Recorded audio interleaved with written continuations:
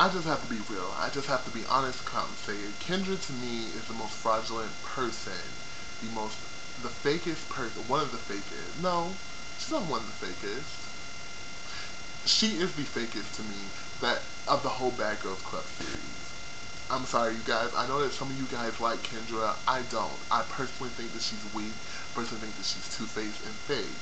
And I think that whole spill this episode about how, oh, you've been there before, and it's about understanding both sides was a complete load of fucking bullshit. Bullshit that's so hot and steamy that everybody in fucking Arizona to North Carolina can smell it. You're full of shit, Kendra. And to me, it's not particularly about choosing sides. That's why I disagree with Amber at. It's about you trying to appease people so you won't be accountable for the shit that you say and you do while you're on the show. That's not gonna fly. I can smell that bullshit a mile away. Like I said, I can smell it from Arizona to North Carolina. For you to have been so gung-ho, because let's rewind the clock back to the last episode. For you to have been so gung-ho about sending Natalie home, about being all happy, bitch, you're going home, bitch, you're going home, bitch, you're going home. And you did all that, was not even prepared, you know, to let her back in. Because, you know, all of y'all got into the little confessional, was like, kiss my ass, bitch, blah, blah, blah. You know, all y'all got in the confessional was doing this shit and stuff like that. And when Natalie comes back and asks you to your face, and the pressure is put on you to make that decision, you say, I'm gonna let you stay. I'm not mad at you because let's look at this straight. I'm not mad at the decision that Kendra made. I'm really not. Because if you made that decision with a really good validity to it, or a really good reason of why you made that decision, then I'm all with you.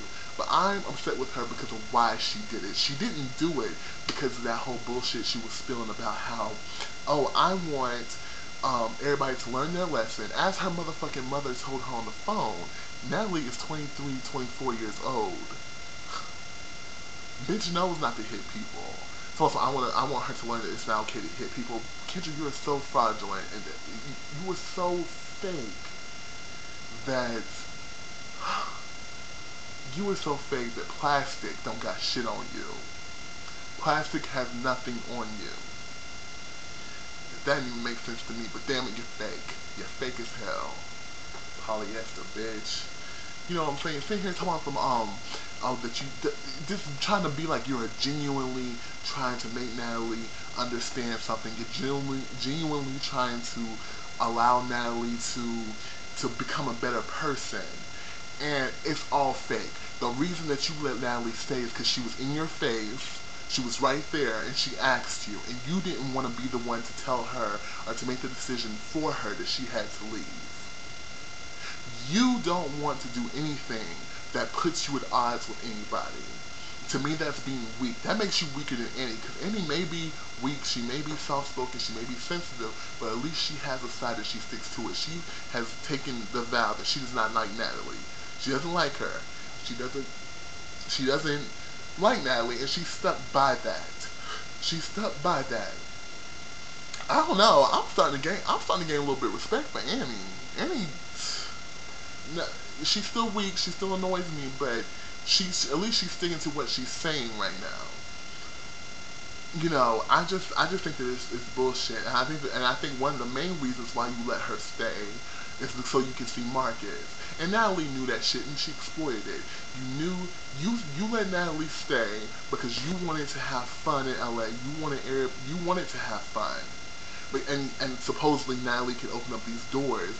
But let's keep it real, Mitch. Let's keep it real. Don't fucking give me peanut butter when clearly you're tuna. Clearly you're tuna. As Quadir would say, I'm using one of the Quadirisms because I love Quadir so much from the Smile Show. But don't give us peanut butter when you smell like tuna. Don't give it. Don't give it.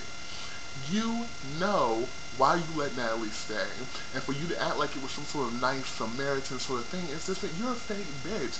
And then,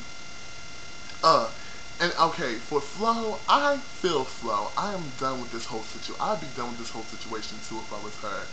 Flo, some of my friends thought that Flo overreacted. I felt like Flo just felt like, I'm done with these fake ass bitches. I am done with these fake ass bitches. She's realizing that everybody's fake. She's realizing that people don't give a shit about other people in that house.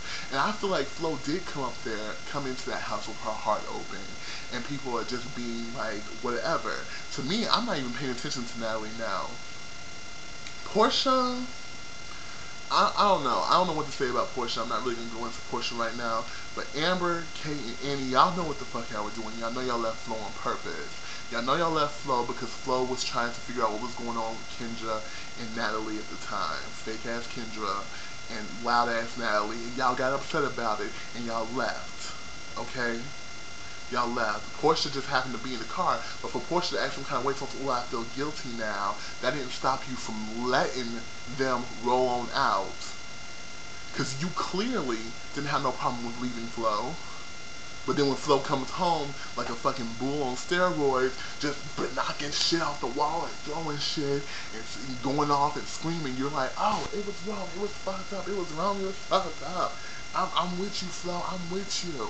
Portia, sit your ass down. You're fake too, but not as fake as Kendra. I'm sorry, Kendra annoys the fuck out of me. Kendra annoys the fuck out of me. I do not like Kendra. And I know that some of you, like I said, I know that some of y'all like her, and that's cool, that's great. But to me, Kendra is a piece of shit.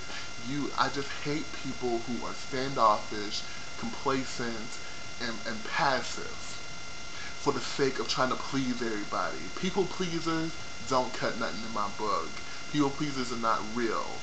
People pleasers, you cannot trust a people pleaser. You can't. And I feel Amber for confronting Kendra on that shit. But I don't like Amber anyway, because Amber was talking all this shit about Flo. Talking all this shit to me from, well, Flo wanted to come, she'd bring her ass out here. But yet when Flo came home was screaming and shit, you didn't have nothing to say. Although I do give Amber props though, because at least Amber's being real about it. Amber's walking around the house like, bitch, whatever. Kate walking over there.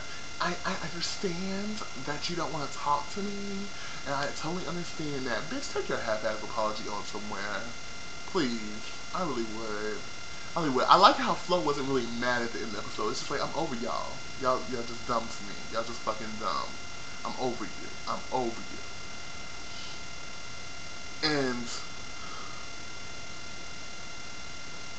Annie, I would have been the same way that Flo was with Annie, coming downstairs trying to act like, oh, so you want to have a dinner party? Bitch, get the fuck out of my face. What the fuck are you talking about a dinner party for? For what? A dinner party for what? Don't come down here and trying to be like, oh, passive and complacent, like we friends, like we sisters now. Hell no. I hate when people do that shit too. People will sit there and stab you one day, sit there and just drive that knife so deep inside your fucking kidney that you think you're gonna die, and the next day sit here and be like, oh, you want some milk with that coffee? Please. Annie, whatever. This is show,